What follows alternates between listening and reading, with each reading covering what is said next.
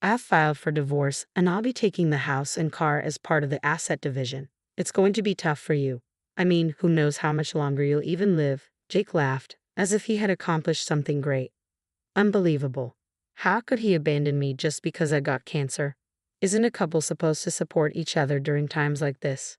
Jake's words and actions cut me to the core. I can never forgive him. I'll bring him down and make him see hell. I'll do whatever it takes, even if it's hard on my body. My stern determination invigorated me, marking the beginning of my revenge. My name is Emily, a 45-year-old housewife. I live with my husband, Jake. We met through a mutual friend. Back then, Jake was a charming person liked by everyone. He treated me, someone initially shy around strangers, with kindness. I was quickly drawn to him. The time I spent with Jake was so enjoyable that I wished for more moments together, and he felt the same way. That's how we got together and eventually married. I was truly happy to marry the man I loved so much. I was convinced that our happy life would continue, but that turned out to be just an ideal. After marriage, Jake changed. It's probably because of his job. To put it bluntly, Jake didn't earn much. He didn't study much in school and didn't have any particular qualifications or impressive educational background. That's why he ended up at a lower-ranking company. I had often suggested he change jobs, but Jake said it was too much trouble and rejected my advice without reconsidering. Well, I still have a job, and with my salary, we could easily live together. But what if we had a child? What if for some reason I couldn't work? Then it would be utterly impossible to get by on Jake's salary alone. Hey Jake, my company is hiring a clerk. You don't need any special qualifications, and anyone with basic common sense can do the job. Why don't you consider it? The pay is much better than what you're earning now, I suggested one day after a friend from the HR department mentioned the opening. Looking at the job requirements, I felt Jake would have no problems. I thought this could be a chance for him to leave his low-paying job. However, Jake frowned at my suggestion. Don't decide my life for me. I like working at my current company. Don't make unnecessary remarks. Are you complaining about your husband's job now? Jake's tone clearly conveyed his anger. My good intentions seemed to have upset him. I'm sorry, I didn't mean it that way, but your current company clearly doesn't pay well. My company offers good benefits, and I thought you could work there with peace of mind. I never intended to upset Jake. I was only trying to help him. I didn't understand what was wrong with my suggestion, but when I tried to explain, Jake became even angrier. Don't meddle just because you're my wife. I have my way of doing things. Stay out of it. Saying that, Jake went to his room. Stay out of it. I am Jake's wife and part of the family, yet being treated like an outsider hurt deeply. By then, our relationship had already begun to crumble, and once it breaks, it can never be put back together. Not only towards me, but Jake also began to act cold towards my family. One day, my mother, Sarah, visited our home. I often got busy with work and couldn't manage household chores, so my mother would worry about me and regularly come over to help with cleaning or preparing meals. As a gesture of gratitude, I'd invite her for dinner often, and sometimes she'd stay the night as it got late. Initially, I believed Jake was thankful for her help, but his attitude changed. When he saw her after coming home from work, he would sigh heavily and say, "Is she here again? Could you not always be at someone else's house? I can't relax with outsiders around." Both my mother and I were stunned by his harsh words. "If I've made you uncomfortable, I apologize. I'll skip dinner and head home today," my mother said, hurt but dignified. She had her own life yet was helping us, and it was unforgivable for Jake to treat her so rudely. "Jake, how can you be so rude to my mom? She's here to help us. Apologize to her right now." I glared at Jake, furious and heartbroken. My mother had done so much for us. How could he act this way towards her? Apologize? Why? I just said what I felt. I can't relax with strangers in the house. I work hard every day and am exhausted, yet I have to come home and please others. It's mentally draining. Or do you want me to have a mental breakdown? Aren't you the one being rude to the breadwinner of this family? Jake's words made me look down at my feet. I didn't think I was being unreasonable. To me, Jake was the one who was. Despite this, I had no idea what to say to make him understand. "It's okay, don't worry about it. If you two are fine, that's all that matters to me," Sarah said, trying to cheer me up. In the end, that day, Sarah didn't join us for dinner. We ate the meal she prepared, feeling guilty. How can I get along with Jake every day? I pondered on this, but things never seemed to work out, wearing me down mentally. During such times, more misfortune struck. I suddenly fainted at work. My colleagues immediately called for emergency assistance, and I was taken to a major city hospital. After undergoing a full day of tests, I had to be admitted for further examinations. I informed Jake, but received no response from him. The test results revealed that I had cancer. Fortunately, it was detected early, and there's a high chance of full recovery with treatment. However, cancer treatment can be exhausting. Many people experience ill effects due to chemotherapy, and it could be a long battle with the disease. But I'm not done with my life yet. I decided to go through the treatment and continue my fight against the disease. I informed Jake about my cancer diagnosis and my hospitalization for treatment, but he didn't respond at all. This made me sad, but I couldn't afford to dwell on it. I had to encourage myself and face the treatment. As expected, the treatment was a series of hardships. Soon, I couldn't bear the side effects and was bedridden.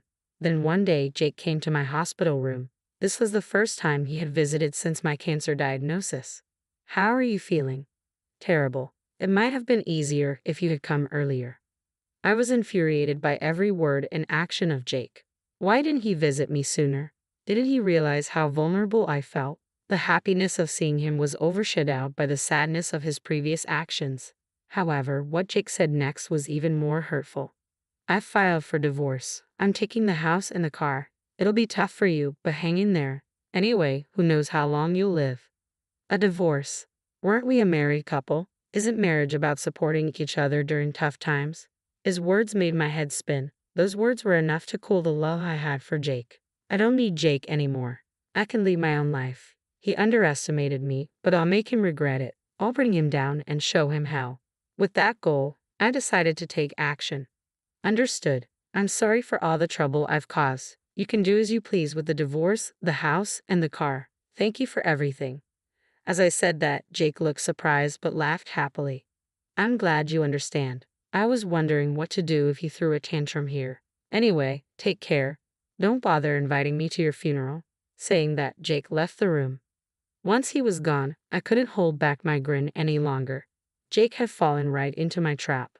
From now on, Jake will be the one to see hell, not me. I went to the public phone and called a certain individual from my company.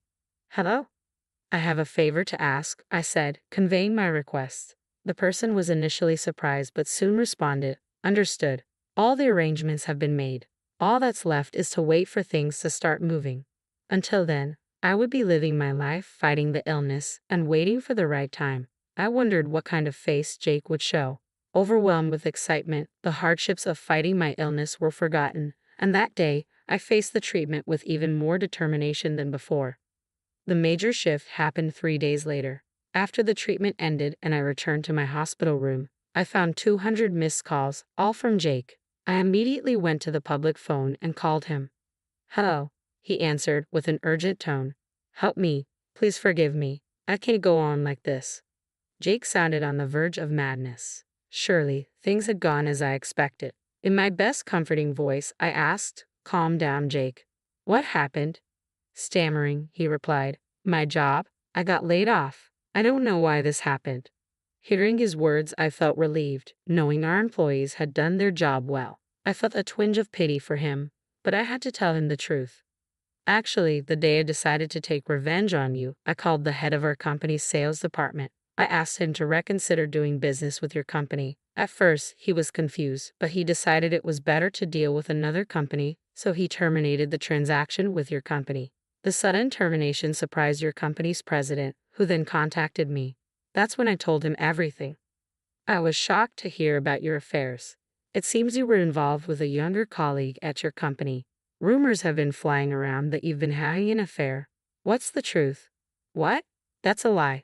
There's no way I could do something like that. Stop making fun of me." Jake argued back, thinking I was lying.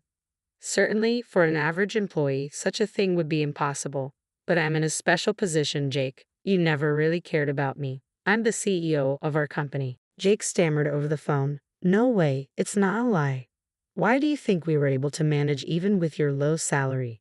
"Because I have an annual salary of $113,000. If I were just a regular employee, it wouldn't have worked out, especially with your spending habits." Jake had significant spending habits. Giving him a monthly allowance of $1,300, he would use it up quickly and demand more within a week. Clearly, His allowance exceeded his earnings.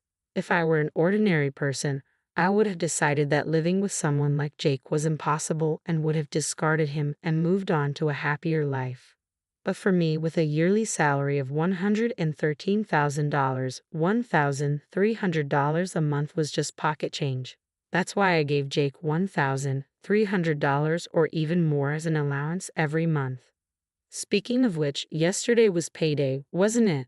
I used to give you an allowance every payday, but I can't do that anymore.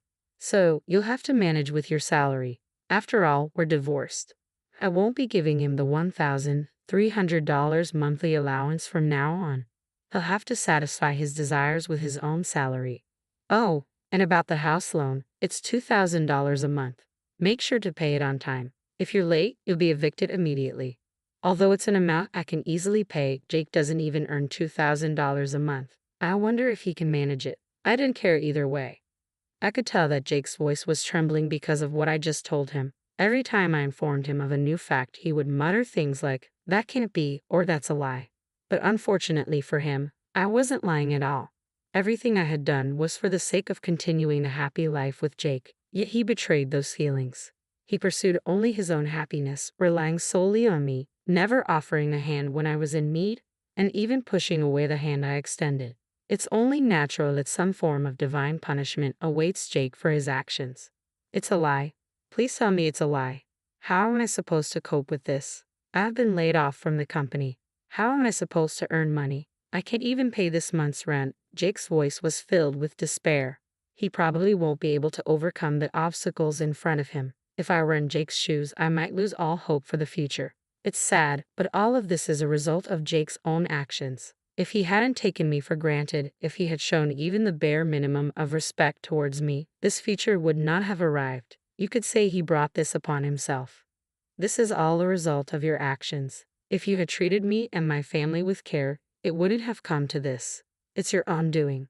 At my words, Jake didn't react. Perhaps he was so worn out that he couldn't say anything. Imagining him in that state, I felt a sense of grim satisfaction. I couldn't help but smirk. Is that all you had to say? If so, I'll hang up now. Wait, can we start over? I know it's convenient for me to say this now, but I've realized that I can't live without you. Jake pleaded. Start over?